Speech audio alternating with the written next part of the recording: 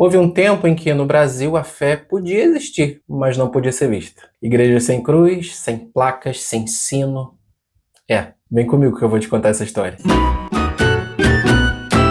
Desde o início da colonização, o Brasil nasceu com uma religião oficial. Havia uma única identidade religiosa permitida no espaço público. Tudo que fugisse disso era tratado como ameaça. Durante o período colonial, o protestantismo não foi apenas marginalizado, ele foi proibido. Qualquer presença protestante organizada seria eliminada. No século XIX, algo muda, mas não como muitos imaginam. Com a chegada da família real portuguesa em 1808, estrangeiros passam a viver no Brasil, entre eles protestantes. Eles receberam a permissão para cultuar, mas com uma condição decisiva: nenhuma forma exterior de templo. A fé podia existir, mas precisava se esconder. Na prática, isso significava igrejas funcionando em casas comuns, salões discretos, prédios anônimos, mas nada que denunciasse o que acontecia ali dentro. Até um sino era problema. O sino anunciava algo público. E o protestantismo não tinha esse direito. Era um cristianismo doméstico, silencioso e vigiado. Esse protestantismo era formado primeiro por igrejas de imigrantes, comunidades fechadas, cultos em outras línguas sem intenção missionária. Depois surgem as igrejas de missão, os presbiterianos, os metodistas, os batistas, missionários que aprenderam português, fundaram escolas, traduziram textos, imprimiram bíblias, mas ainda sem poder aparecer. Por isso, o protestantismo se concentrou em portos e centros urbanos, lugares de circulação de ideias, e criou raízes profundas no sul do Brasil, especialmente em colônias alemãs e suíças. A educação abriu portas que os templos não podiam abrir. Só em 1890, após a proclamação da República com a separação entre igreja e Estado,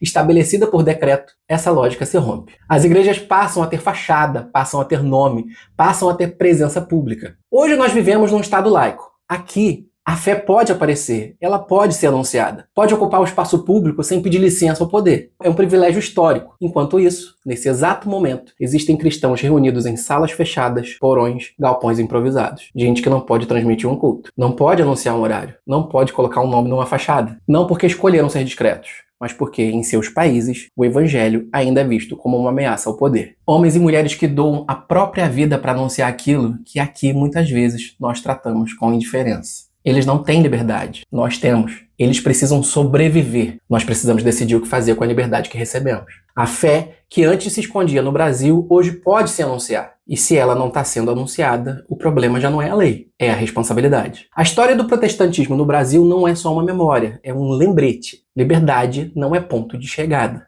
é chamado. E toda geração responde pelo que faz ou pelo que deixa de fazer com o privilégio que herdou da outra geração.